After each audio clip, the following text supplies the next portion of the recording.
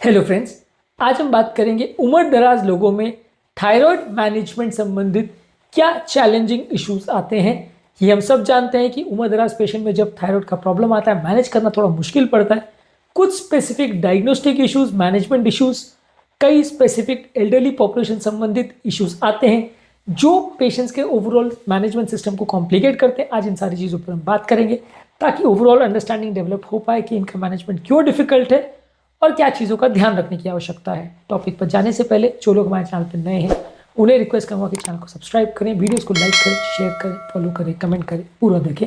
Topic बहुत ही important है। इसमें हम पहले डायग्नोस्टिक चैलेंज पर बात करेंगे, फिर हाइपो और हाइपोथायरॉयडिज्म के मैनेजमेंट संबंधित इश्यूज़ पर बात करेंगे और कुछ और फंक्शनल कंसिडरेशंस पर भी बात करेंगे। इसलिए वीडियो को एंड तक देखिएगा। चलिए शुरू करते हैं इंपॉर्टेंट वीडियो।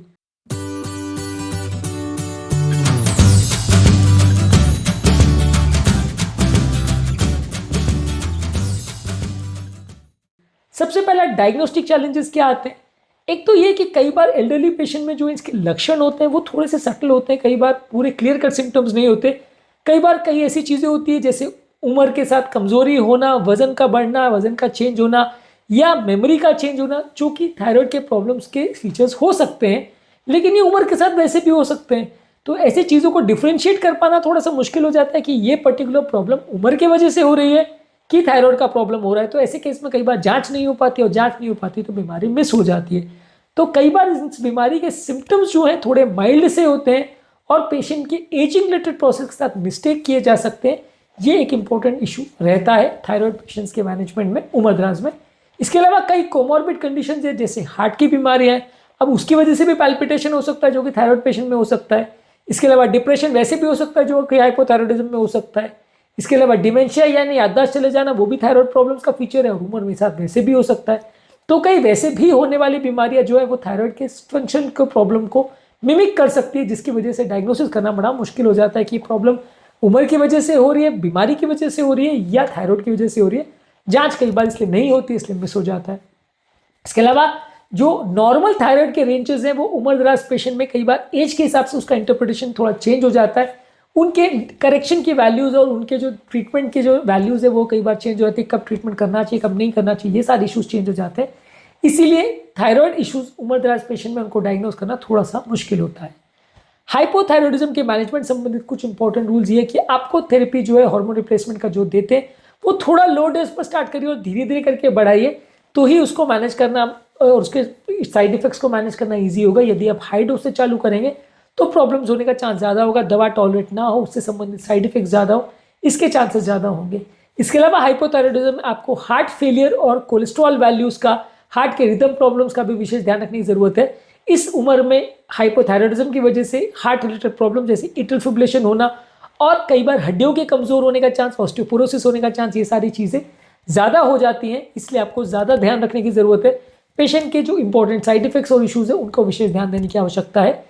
इसके अलावा उम्र दराज लोगों में बार बार चेक करने की आवश्यकता है क्योंकि दवाओं के ओवर और अंडर डोजिंग होने का प्रॉब्लम्स और उसके बार बार पेशेंट की कंडीशन बिगाड़ने के चांसेस ज़्यादा होते हैं। ये इश्यूज़ कई बार चैलेंजिंग हो जाते हैं जिसकी वजह से बार बार उम्र दराज पेशेंट्स के टेस्ट करना आवश्यक है। उम्र दराज पेशेंट बार बार टेस्टिंग के लिए आए या नहीं है ये भी बड़ा इशू होता है क्योंकि कई बार पेशेंट बेडरिडन होते हैं या आ जा नहीं सकते हैं या उनको पैरालिसिस होता है या कुछ और इश्यूज़ होते हैं। लोग कई बार आना जाना नहीं भी चाहते हैं, तो ये पेशेंट में मॉनिटरिंग बार बार लगती है और जब आप पेशेंट को बार बार बुलाते हो तो पेशेंट नहीं बार आना नहीं चाहता है। ये भी इशू हो जाता है हाइपोथायरॉयडिज्म के मैनेजमेंट संबंधित। सिमिलरली हाइपोथायरॉयडिज्म में जैसे प्रॉब्लम है वैसे ही हाइपरथायरॉयडिज्म में भी प्रॉब्लम है। इस उम्र में लोगों की हेल्थ बहुत फ्रेजाइल होती है, इसकी वजह से वेट लॉस होना, मसल वीकनेस होना, हार्ट वीकनेस होना, हड्डियाँ कमज़ोर होना, ये सारी चीज़ें ज़्यादा देखने को मिलती है हाइपोथायरॉयडिज्म में यंग पेशेंट्स के कंपैरिजन में। इसके अलावा जो आप दवाइयाँ देते हैं खासकर जो थायराइड की मेडिसिन रहती है उसमें एक ग्रैनुलोसाइटोसिस यानी वाइट ब्लड सेल्स में सडनली ड्रॉप हो जाना और बहुत डेंजरस लेवल्स तक पहुंच जाना, ये ज़्यादा कॉम्प्लिकेशन देखने को मिलता है जिसमें जान का खतरा भी हो सकता है। ये मेडिसिन के साथ एक सिग्निफिकेंट साइड इफेक्ट है जो उम्र दराज में देखा ज़्यादा जाता है। ज़्यादा मॉनिटरिंग उनमें लगती है ओवर ट्रीटमेंट होने से या अंडर ट्रीटमेंट होना, दोनों में से उनको प्रॉब्लम होती है, इसलिए इसको ज़्यादा ध्यान देना पड़ता है। लेकिन लोगों का कई बार आना मुश्किल हो जाता है आपके पास। इसके अलावा रेडियो एक्टिव आयोडीन जो कि हाइपरथायरॉयडिज्म के मैनेजमेंट कई बार दिया जाता है, सर्जरी ना करनी पड़े, ये डायरेक्टली थायराइड ग्लैंड को डिस्ट्रॉय कर देता है और हार्मोन सिक्रीशन कम कर देता है। उम्र दराज लोगों में इसका डोजिंग करना, मॉनिटरिंग करना ज़्यादा मुश्किल होता है, कॉम्प्लिकेशंस होने का चांस ज़्यादा होता है, इसलिए ये दवा देना या उसका उपयोग करना भी अपने आप में एक चैलेंजिंग इशू होता है।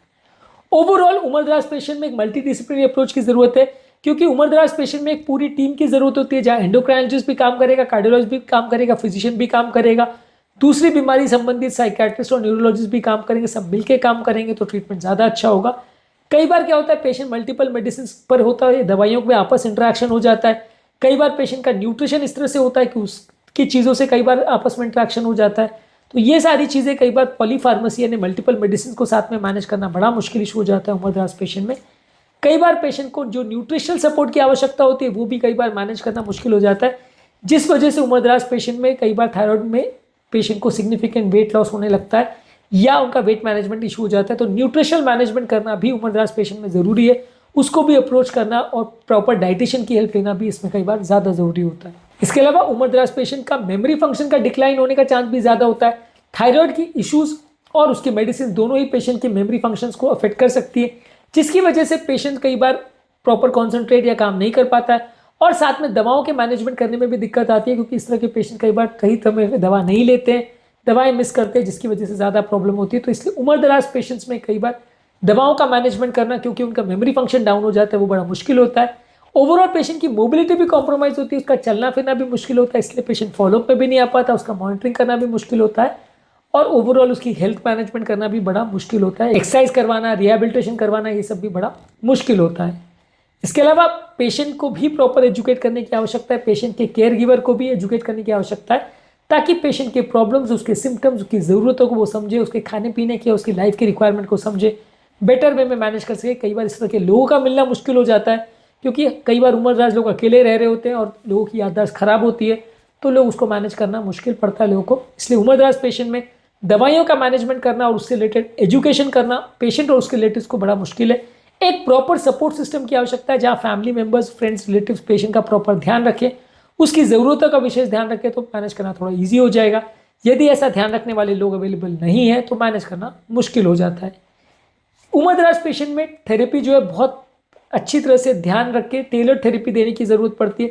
सारे कोमॉर्बिड कंडीशंस और सारी चीज़ों को ध्यान रखना पड़ता है, सारे जो मेडिसिन है, न्यूट्रिशनल इश्यूज़ है, इनका भी ध्यान रखना पड़ता है, पेशेंट की ओवरऑल लाइफ एक्सपेक्टेंसी कैसी है इसको भी ध्यान रखना पड़ता है, पेशेंट की क्वालिटी ऑफ लाइफ को भी ध्यान रखना पड़ता है। ये सारी चीज़ों का ध्यान करके बैलेंस्ड वे में आप दवाइयाँ जब देते हो पेशेंट को तो अच्छे रिजल्ट मिलते हैं।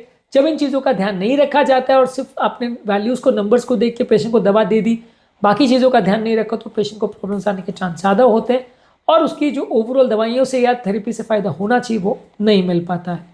तो आज के टॉपिक में हमने बात करी उम्रदराज पेशेंट में थायराइड मैनेजमेंट में क्या इंपॉर्टेंट और स्पेसिफिक इश्यूज आते हैं। इसके संबंधित भी हमने और भी बहुत सारे वीडियोस किए हैं कि थायराइड में क्या खाना चाहिए, क्या नहीं करना चाहिए, क्या मिस्टेक्स होती है, क्या मिथ्स होते हैं, ये सब हमने अलग अलग वीडियोस में एड्रेस किया। इनको भी ज़रूर चेकआउट करें, बीमारी के बारे में काफ़ी कुछ जानने को मिलेगा। टॉपिक एंड करने से पहले जो लोग हमारे चैनल पर नए हैं, अपने रिक्वेस्ट करूँगा कि चैनल को सब्सक्राइब करें, वीडियोज़ को लाइक करें, शेयर करें, फॉलो करें, कमेंट करें, पूरा देखें।